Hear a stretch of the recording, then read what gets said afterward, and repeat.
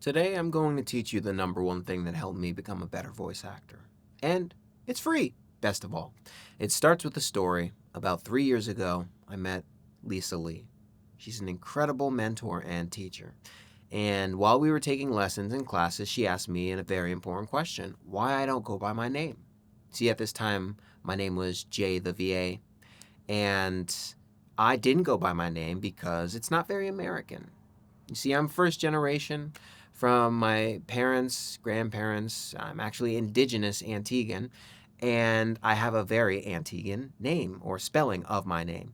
And so a lot of people were confused. They wouldn't know how to spell it, so I just went by Jay. And she told me that that was silly. This thing, this one phrase, that line, has gotten me an agent, got me into SAG, and changed the course of my career. That's what we're talking about today. And we're talking about the things that you can do to also go by that. So let's break down what that thing actually was. That thing was instilling confidence, instilling understanding that as an actor, whether you're in voiceover, on camera, theater, your trademark is you. And the way that you present yourself to the world is how you give permission to people to treat you. So you need to sit with yourself in order to go out and sell your services to the world, because that's what we're doing effectively. We're selling our services to the world. A couple ways that you can do this. Number one, take voice classes, please, for the love of God, whether they're dedicated voice classes or they're singing classes. Why we do this? Our voice is our instrument. Whether you're on camera, whether you're in theater, whether you're in opera, whether you are voiceover, our voice is our instrument. You need to know how to actually use the entire range and the entire bounds of your voice, because if you can use the entire range and the entire bounds of your voice, you can sit with it comfortably for the long, grueling, aggressive sessions that you will be hired for. And they are long, they are grueling, they are aggressive, but they're also a lot of fun. So you need to be able to utilize the full range of your instrument. Also, it unlocks and instills confidence in yourself. My voice still cracks sometimes. Not something that I'm terribly proud of. My voice is on the higher end of the range. Not something that I'm terribly proud of. I'm 6'1" and I'm really big, but my voice is still really high comparatively. And that's something I was ashamed of for a while. And it's something that I tried to mask by talking down here. And I never got any gigs and auditions because I wasn't confident in my voice. So take classes, voice classes or singing classes. Just know how to use your instrument. That's number one. If you're on camera, you need to practice speaking to camera. That's one of the reasons why I started a YouTube channel, aside from wanting to help. I mean, I started YouTube channels. I've been on YouTube for like 12 years now, so my original videos were really just this practice. You know, getting used to looking at yourself, used to talking to camera, used to just being conversational instead of forced and stilted. Now I can look down the barrel of the lens and look at you guys, because that's who I'm really talking to. I'm speaking to you about how to do this. So record yourself, watch, go back, record yourself, watch, take notes, and keep doing it. For voiceover artists, record yourself on your microphone, listen back, take notes, re-record yourself on a microphone, listen back, ad nauseum. You get the point. You need to be comfortable with how you look and how you sound so that you can be comfortable to present yourself. That's number two. Number three, let me take away the mysticism in this entire field. I have worked with small indie publishers on fun video games, like Two Horizons when I worked on Hotel Renovator. That was an incredible small game. I worked on a VR game with a passionate small team. And I've worked with large companies. I worked with the Amazon's new NASCAR presentation where I voiced one of the puppets, or I've worked with Spotify and Amazon. I've worked with Netflix on huge productions. You know, the one crazy thing, it's all the same. At the end of the day, it's all the same. I've worked from my studio and I've flown out to New York to work in a great studio. It's all the same work. You are giving your interpretation and your talent and skill to bring a project to life, a character. That's it. So let's get the veneer out of the way and thinking that it's some mystical thing that we can never be fit out for. The fields are the same. Whether I'm working with a small indie team or the largest production company imaginable, it is all the same work. So we practice so that we can work excellently, irregardless of where the work goes. Number 3, that's it.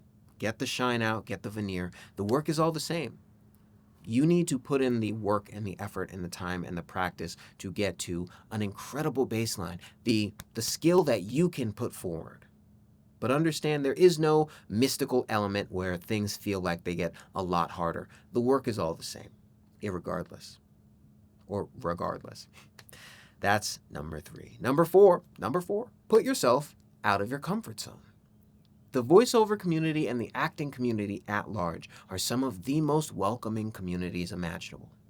I was on an interview today and we talked about this exact point. If I go out into the world and say I shoot on Blackmagic cameras, which I do, I've loved them for years, even since the first 4.6K or 2.5K, I would get laughed at and told that Sony is better. No, Canon is better. No, Fuji is better with the new Eterna line. You know, there's a lot of division in a lot of creative communities. Whether you shoot on Hasselblad or Fuji, whether you shoot on Sony or Canon, whether you shoot blank, blank, blank. The acting community is nothing like that. The one difference is union versus non-union. There is contention there. But aside from that, it's open. You need to put yourself outside of your comfort zone so that you can actually grow and expand. Understand that you should join these groups that there are. There's so many groups. Real Voice LA. There's Actors.Skills Hub. There's Closing Credits where you can take my class. There are a lot of other classes offered there, but there are a lot of classes across the board. There are a lot of conventions. There's VO Atlanta. There's Mavo. There's Sovus. There are a lot of places where they will all accept you in open arms, and it will give you the opportunity to grow outside and understand that you won't die if you put yourself in an uncomfortable position. It will actually help grow you as an artist and grow your network so you can meet new, cool people who help inspire you and push you forward. So, expand outside of your comfort zone. Last but not least, this is the most important one. That's why I saved it for the end.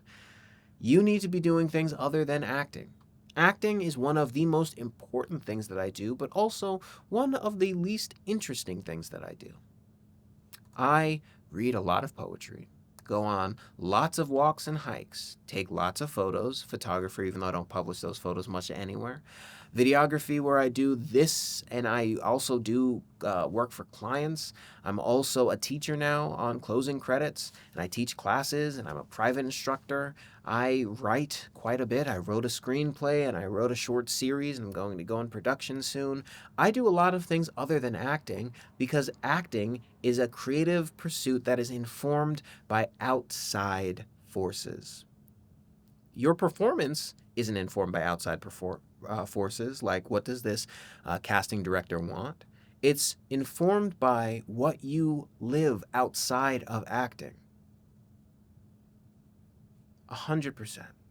When I started living and traveling and doing things other than acting and put my life on my sleeve other than just saying I'm an actor, that's when I started to get work.